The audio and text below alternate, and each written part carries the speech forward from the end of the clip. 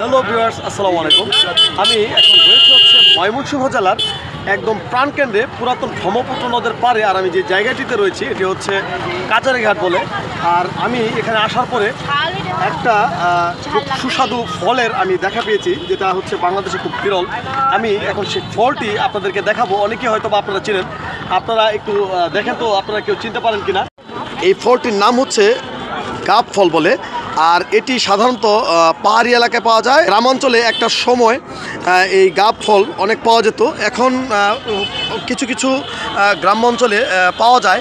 তো আমি এই কাচারিঘাট আসার পরে এই সুস্বাদু ফলটি আমি পেয়ে গেছি। আর আমি এখন যে ফলটি নিয়ে এসেছে আমি তার সাথে আপনাদের পরিচয় করে দিচ্ছি। ভাই, আপনি গাব ফল কত করে বিক্রি করতেছেন? 60 টাকা হালি। 60 টাকা হালি না? আচ্ছা, আপনি কোত্থেকে নিয়ে আসছেন? গ্রাম থেকে নিয়ে আসি। গ্রাম থেকে? আপনি কোন গ্রাম থেকে নিয়ে আসছেন এটা? চোর করিসা। আচ্ছা, চর খরিচা। এটা কয়টা গাছ আপনার? 3টা গাছ আছে। সবসময় পাওয়া যাবে? এটা সিজনে 2বার হয়। সিজনে 2বার হয় না? এটা কি আপনার ভেতরে বেশি রাখা হয় নাকি? বেশি আছে মাংস। কয় মাস পর পর হয় ভাই?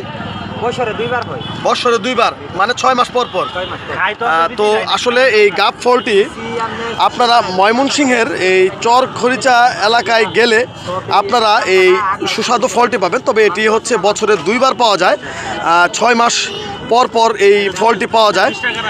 এই ফলটি খুব পুষ্টিকর একটি ফল এবং স্বাস্থ্যের জন্য খুবই উপকারী এবং খুব সুস্বাদু একটি ফল। আর এই গাব ফলটি এটাতে কোনো ফরমালিন দেওয়া থাকে না, কারণ হচ্ছে যে এটা সম্পূর্ণ হচ্ছে আল্লাহর সৃষ্টির একটি ফল এবং এটা ফরমালিন মুক্ত একটি ফল।